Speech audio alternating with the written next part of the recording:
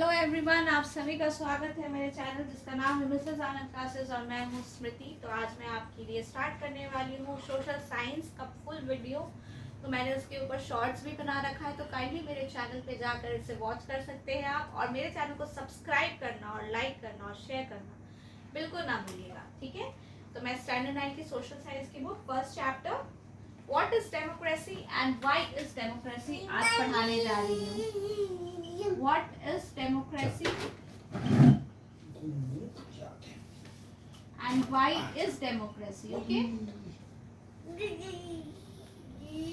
तो ये बहुत इम्पोर्टेंट है एक नॉलेज पॉइंट ऑफ व्यू के लिए एंड आपके स्कूल के पॉइंट ऑफ व्यू के लिए भी।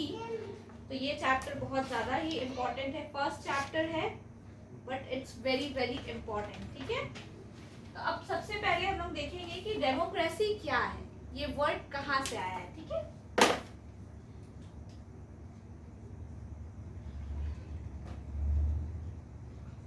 तो ये जो डेमोक्रेसी वर्ड है, ये डेमोक्रेसी वर्ड ग्रीक वर्ड जो हमारा है डेमोक्रेटिया, उससे आया है, ठीक है। डेमोक्रेटिया,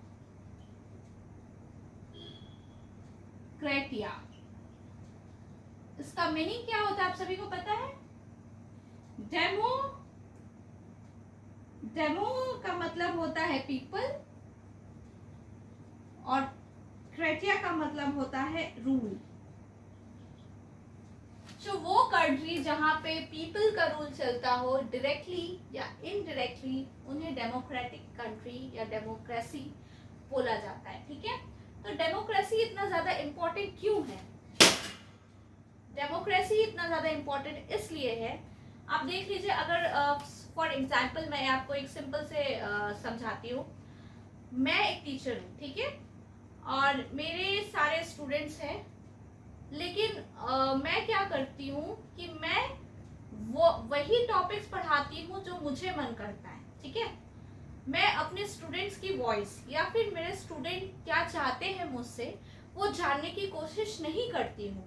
तो वैसे टीचर्स को स्टूडेंट्स ज़्यादा अप्रिशिएट या फिर ज़्यादा रिस्पेक्ट नहीं देते, क्योंकि वो उनके जो उनके डाउट्स है, जो उनके प्रॉब्लम्स है, उन्हें सॉल्व करने नहीं जाते, ठीक है।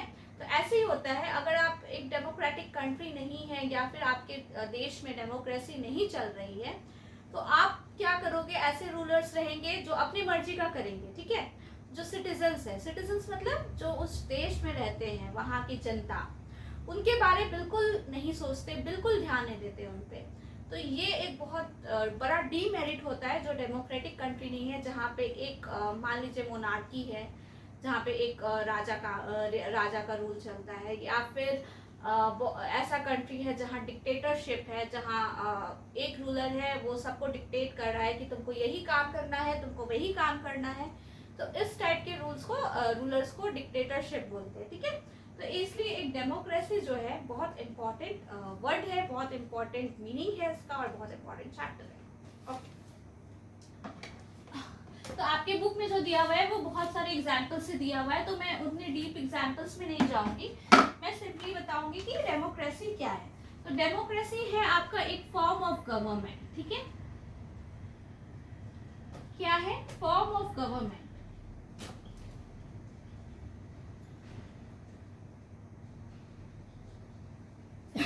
सॉरी, जिसमें जो रूलर्स है, रूलर्स जो होते हैं वो कहाँ से इलेक्ट होते हैं? वो इलेक्टेड बाय द पीपल होते हैं।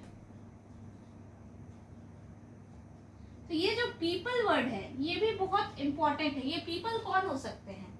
कौन इलेक्ट कर सकता है? हर कोई तो इलेक्ट नहीं कर सकता है। जो मतलब बाहर देश से आए कुछ दिन रहने इंडिया में, क्या वो इलेक्ट कर सकते हैं? No, a big no. तो ये कौन इलेक्ट कर सकता है? सिटीजन्स ऑफ इंडिया, जो इंडिया के सिटीजन है, नागरिक है, वही सिर्फ इलेक्ट कर सकते हैं, ठीक है। तो इसके कुछ कुछ फीचर्स हैं, देखिए। अब क्या है डेमोक्रेसी? आप अब अपने डेमोक्रेसी में चूज कर सकते हैं अपने रूलर को, ठीक है। तो फीचर्स क्या क्या होते हैं डेमोक्रेसी में? तो मेजर डिसीजंस किसका होता है? जो इलेक्टेड लीडर्स होते हैं, ठीक है। ये सब एग्जाम्पल दिया हुआ है। In a democracy, the final decision-making power must rest with those elected by the people. तो ये पहला फीचर है, इसमें कुछ चीजें बताई हुई हैं, जैसे कौन रूलर्स होते हैं इस डेफिनेशन में, किस टाइप का इलेक्शन होता है, ये सब हम लोग जानेंगे। कौन पीपल होते, जो मैंने आपको पीपल बताया, वो कौन होते हैं जो इलेक्ट कर सकते हैं। तो मेजर डिसीजन किसके होता है, इलेक्टेड लीडर्स का होता है। तो देखिए जैसे एग्जांपल दिया पाकिस्तान में 1999 में अक्टूबर में मुशर्रफ क्या थे, वो एक मिलिट्री coup को लीड कर रहे थे, ठीक है। He overthrew a democratically elected government and declared himself. वो क्या किया, जो डेमोक्रेटिक मतलब जो लोगों ने अपने रूलर को इलेक्ट किया था उसको हटा दिया और खुद को डिक्लेयर कर लिया executive chief executive of the country, ठीक है। अब क्या हुआ, बाद में उसकी जो डेजिग्नेशन थी वो प्रेसिडेंट में चेंज हो गई।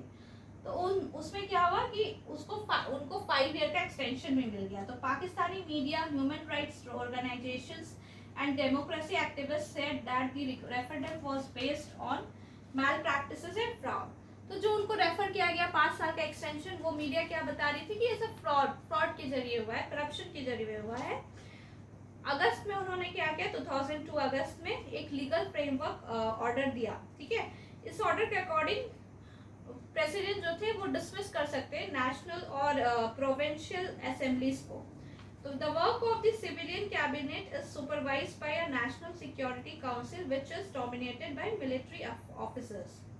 अब इस लॉ के पास करने के बाद हुआ क्या कि जो इलेक्शंस है वो नेशनल और प्रोविंशियल असेंबलीज पे हेल्ड हो गए, ठीक है।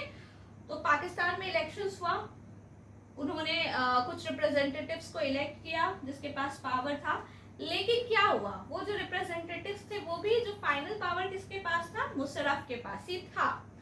इलेक्ट तो हुए लोग, पीपल ने इलेक्ट किया, लेकिन फाइनल पावर किसके पास था, मुशर्रफ के पास। तो इससे हम लोग बोल सकते हैं कि ये डेमोक्रेसी नहीं खिलाता है, ठीक है। रिप्रेजेंटेटिव्स इलेक्ट हुए, लेकिन जो मेन लीडर थे वो तो उन्होंने अपने आप को खुद ही चुन लिया, हाँ, उन्होंने किसी ने उन्हें इलेक्ट नहीं किया, मुशर्रफ को। तो इस टाइप के कंट्री में जो होता है और इस टाइप के सिस्टम को हम लोग डेमोक्रेसी नहीं बोलते हैं, ठीक है। तो पहला फीचर क्या है, डेमोक्रेसी में जो फाइनल डिसीजन होता है वो जो पीपल इलेक्ट किए हैं उन पे होता है, ठीक है। तो फीचर्स में हम लोग देखेंगे,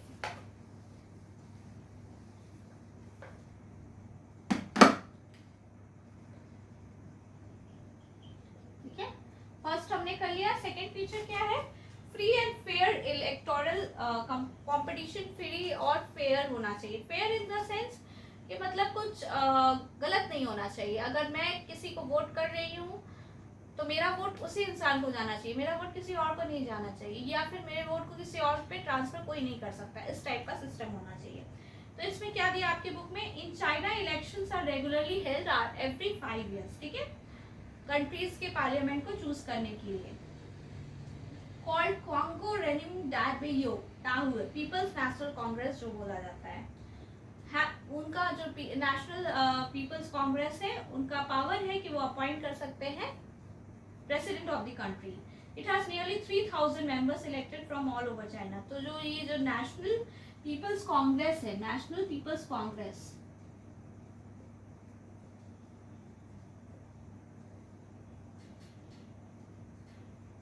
ठीक है, इसमें कितने पीपल है, 3000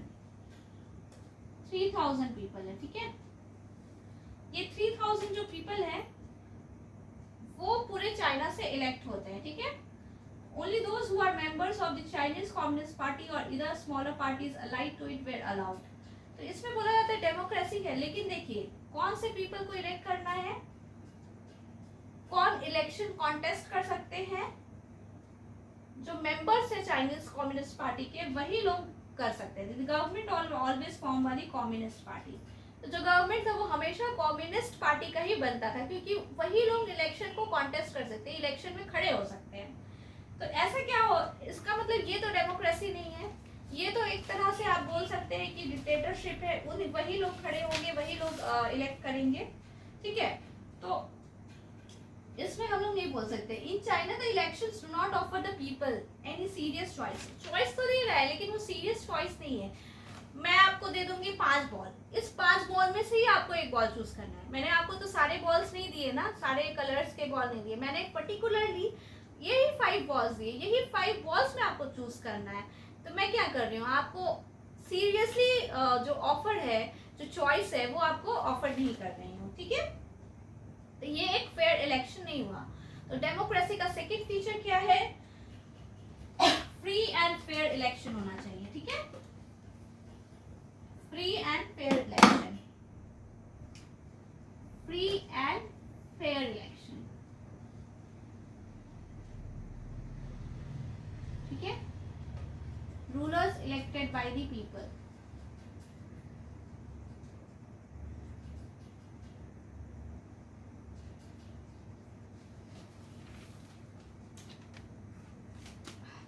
one person one vote and one value. 2015 तक सऊदी अरेबिया में वुमेन का राइट नहीं था वोट करने का, बहुत ही गलत बात है।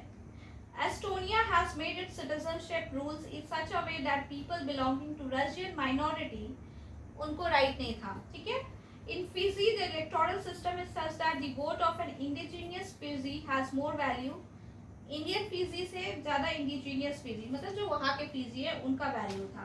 तो इसका मतलब क्या हुआ कि इन अ डेमोक्रेसी में क्या होता है, एंड ईच अडल्ट सिटीजन एक ही वोट दे सकते हैं और उस वोट का एक ही वैल्यू होना चाहिए, ठीक है। Rule of law and respect for rights. तो राइट्स का रूल लॉ का क्या है। जिम्बाब्वे अटेंड इंडिपेंडेंस कब अटेंड किए थे, 1980 में। पॉपुलर वहां पे क्या होता था, अनफेयर प्रैक्टिसेस होते थे इलेक्शंस में, ठीक है। राइट्स जो थे उनके, उन लॉ जो था उनको नहीं किया जाता था, फॉलो नहीं किया जाता था, ठीक है। Over the years, his government changed the constitution several times to increase the powers of the president and make him less accountable. Opposition party workers were harassed and their meeting disrupted. Public protests and demonstrations against the government were declared illegal. There was a law that limited the right to criticize the president. Television and radio were controlled by the government and gave only the ruling party's version. There were independent newspapers, but the government harassed those journalists who went against it. मतलब आप एक तरह से देख लीजिए, सिर्फ उस government का रूल चलता था, सब चीज में रोक टोक। आप अपने जर्नलिस्ट को आप कुछ भी नहीं छाप सकते, कुछ भी नहीं लिख सकते, जो सही आप नहीं लिख सकते, अगेंस्ट में किसी के नहीं लिख सकते, ये सारे रूल थे। आप पब्लिक प्रोटेस्ट कर रहे हैं तो उसको इलीगल माना जाता था, ठीक है। ये सारी चीजें, इससे क्या बताया जा रहा है कि जो लॉ है उसको रिस्पेक्ट नहीं दिया जा रहा है, ठीक है। तो एक आप समरी में देख सकते हैं, समरी में क्या आ जाएगा डेमोक्रेसी का, मैं आपको बताती हूँ। First, democracy is a form of the government in which the people elect the rulers, okay.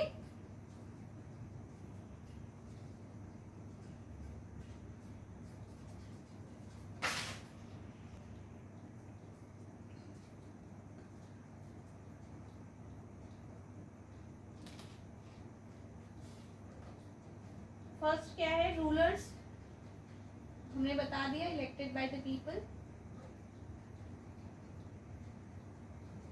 ठीक है। फ्री एंड फेयर चॉइस होता है,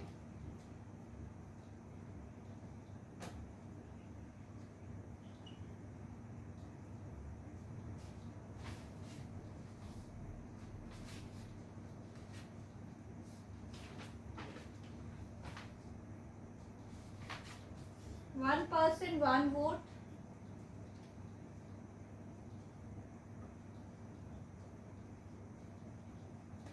वन वैल्यू, ठीक है। Rule of law and respect for rights,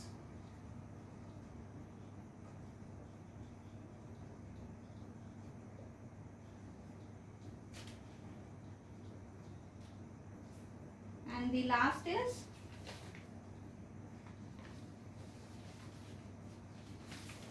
कुछ छोड़ा क्या मैंने, सारे फीचर्स बता दिए ना। Major decisions by the elected people, ठीक है, major decisions by the elected people, ठीक है। तो इस तरह से हम लोग बोल सकते हैं क्या है डेमोक्रेसी एंड क्यों है डेमोक्रेसी, इसका मैं एक्सप्लेनेशन नेक्स्ट क्लास में आपको दूंगी। और तब तक आप सभी को मैं रिक्वेस्ट करती हूँ तो मेरे चैनल को सब्सक्राइब कर दीजिए और अपने फ्रेंड्स के साथ जरूर शेयर कीजिए, ओके। क्योंकि मैं इससे पहले आपको क्या क्या पढ़ा चुकी हूँ, साइंस स्टैंडर्ड 9 साइंस की बुक को मैंने पूरा कवर किया है, उसके इंपॉर्टेंट क्वेश्चंस भी दे डाले शॉर्ट वीडियोस में। तो आप जाके मेरे चैनल में प्लीज चेकआउट कीजिए, आपके लिए बहुत ही बेनिफिशियल होगा, I know that. And subscribe कीजिए और अपने फ्रेंड्स के साथ शेयर कीजिए, ओके। Take care.